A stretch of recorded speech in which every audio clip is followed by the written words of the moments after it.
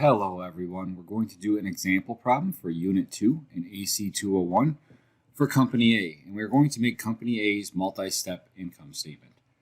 We're going to start with the information provided about Company A to help determine where certain line items go on this income statement. Company A is a publicly traded retailer of household gadgets. From their founding until 20XX, Company A has operated multiple separate divisions based on the products in their product line. So they have different products. Each one of those products is run as its own division. And for each one of those divisions, you track revenues, expenses, etc., and then consolidate them into one big set of revenues and expenses.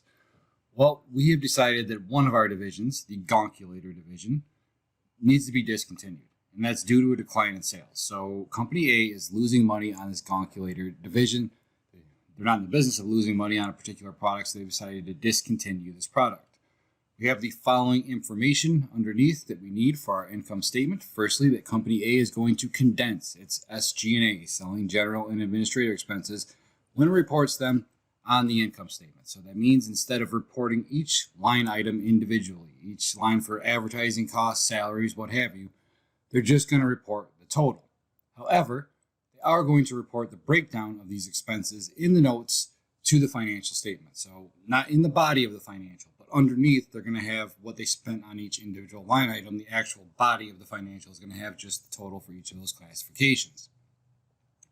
This company has several investments in the equity of other corporations, and during the period we sold some of those investments. Well, we make household gadgets. We're not an investment firm, which means any revenue generated from those equity investments is outside of our normal course of operations. It can't go into our operating income. It has to be reported as an other because it's outside of our normal course of operations. Next bullet tells us that their showroom was unfortunately the victim of a break-in. And during this break-in, a large quantity of finished goods were stolen and or vandalized. We did receive insurance proceeds related to this vandalism, but we still incurred a significant casualty loss. We had to write off all of that inventory that got robbed or damaged during the period. Our insurance proceeds did not cover the amount of loss that we took, the amount of cost we put into constructing that inventory in the first place. We're going to have another expense and loss related to that particular casualty loss. And we should disclose in the notes of this financial statement the reason for this huge casualty loss. That's going to let people who are looking at our financials know, all right, income is probably lower than expected. What was the reason for that? Was it from operations? No, it's because someone busted in to our showroom and damaged a whole ton of product. That's not something we expect to have happen on the regular in our normal course of operations. We pay a 20% tax rate. We'll use that for figuring out what amount of income tax expense needs to come out of our taxable income to get to our net income. And we'll also use it to determine the net of tax effects on our discontinued operation, the Gonculator division. We have a subsidiary that we do not wholly own. We own 75% of Hogan Gadgets. Since we own more than 50%, we're going to consolidate. We're going to roll all of their revenues and expenses into our revenue expenses. And at the end, we're going to reverse out that other portion, that other 25% that we do not own, and determine from our net income what portion of that income is actually there for our shareholders. So we're going to take out the portion that these other owners get that wouldn't be available to our shareholders. And during the period, that particular sub, Hogan Gadgets, had operating income of $400,000. We need to report our EPS at the bottom of our income statement, or earnings per share. So to figure out how much we have in earnings per share, we need to figure out how many shares we have outstanding. And it says that during the period, we had 1 million weighted average common shares outstanding. That's the usefulness of that information. And then finally, we have all of the income statement accounts that we're going to need to prepare our income statement. So what do we have here? We have the different classifications, the different sections of our income statement. The first one is our sales section, which has all of our revenues, all of the accounts which will adjust our revenues, either our contra revenues or our adjunct revenues, and increase or decrease the net amount of revenue that we received from the amount of sales revenue that we did. And lastly, the sales section has all of the costs which are associated with producing that product. So for us, these first four accounts, sales revenue, sales discounts and allowances, sales discounts, sales returns and allowances, and cost of goods sold. They're all going to go in the sales section. Our second classification is our operating expenses that are selling expenses. So things outside of production costs that we still need to incur to be able to sell our product. Well, we got to pay our sales staff their salaries and commissions to be able to sell our product. That sounds like a selling expense to me. We have advertising costs. We got to let people know our product exists so they can buy it. Sounds like a selling expense to me. Depreciation of sales equipment. Yep, those sales staff, they're going to need equipment, vehicles, computers, etc.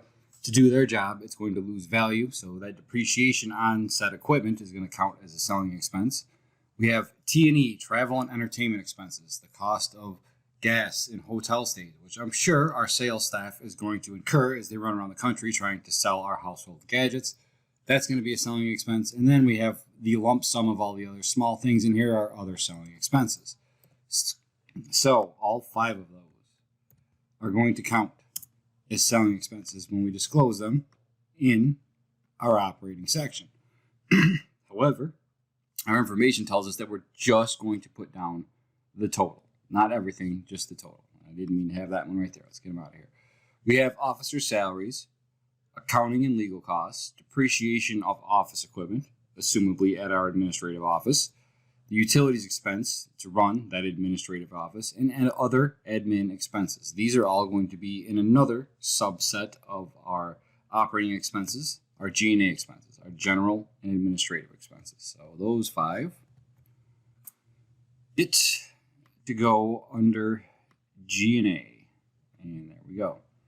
The third and final subset of operating expenses, things that count towards operating income but are not product costs that can be inventoried to products, is how much we spend on research and development. So that $500,000 that Company A spent on R&D still goes in operating expenses. It just goes under its own category. The next 2 line items we have are dividend revenue and gain on investment sale. That's related to our equity investments that we had above. Again, we're not a brokerage firm. That's not our normal course of operations. We sell household gadgets, so we can't have that be inclusive in our operating income. We need to report that as an other. So since both of those are going to increase our income, we're going to report them as our other revenues and gains on this income statement.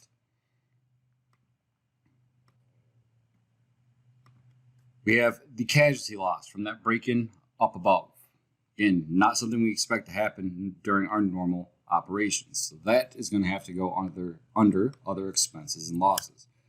And then we have the interest that we pay on notes payable. And GAAP says that all interest expenses can't go into the course of operations.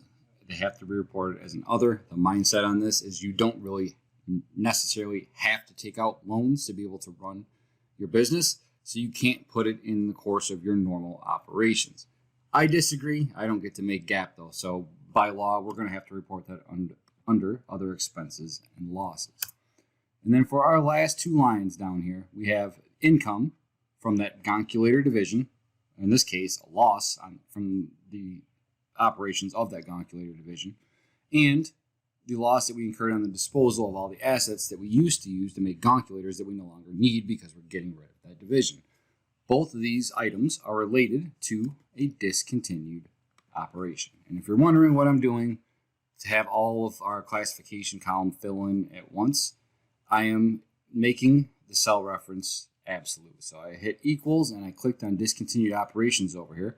If I hit F4 or I hold down the function button and hit F4, depending on what type of computer you're using, it puts those little dollar signs in there. And now when I hit enter, it's going to know that this cell is always equal to that cell. And I can just fill handle and bring that on down.